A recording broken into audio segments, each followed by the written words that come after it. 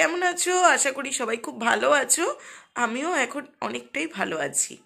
তো এখন তো শীতের মরশুম, সবাই নানা জায়গায় ঘুরে বেড়াচ্ছ আর নানা রকম খাবারও খেয়ে বেড়াচ্ছ।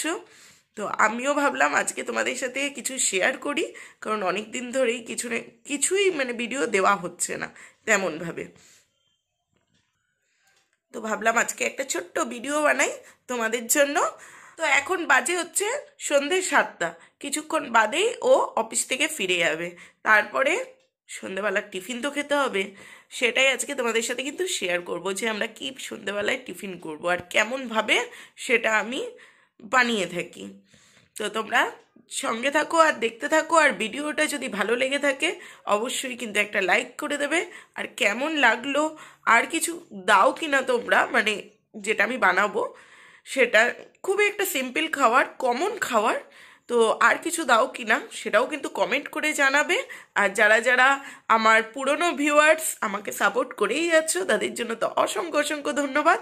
আর যারা নতুন ভিউয়ার্স এখনও ভাবছো সাপোর্ট করবে কিনা তারা তাড়াতাড়ি আমার চ্যানেলটাকে সাবস্ক্রাইব করে দিও আর পাশের বেল আইকনটা অল করে দিও, যাতে আমার নিউ ভিডিও আসলে তোমরা সবার আগে দেখতে পারো। তো এখন চলো বানাই। তো চলো তোমরা দেখতে থাকো।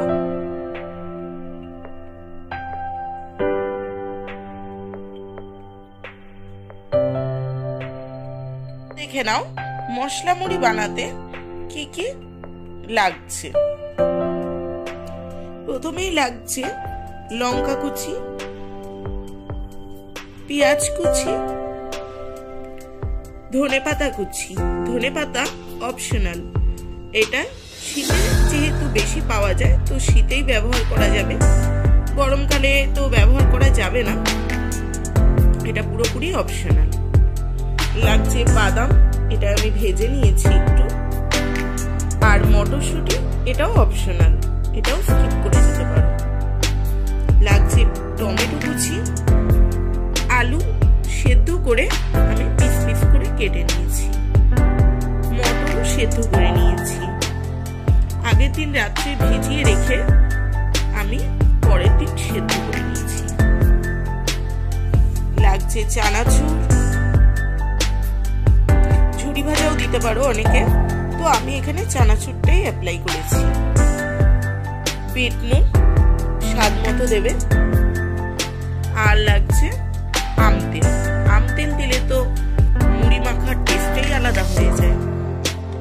আমি পার্সোনালি সর্ষের তেলটা দিই না, আমি আম তেলটাই ব্যবহার করে থাকি।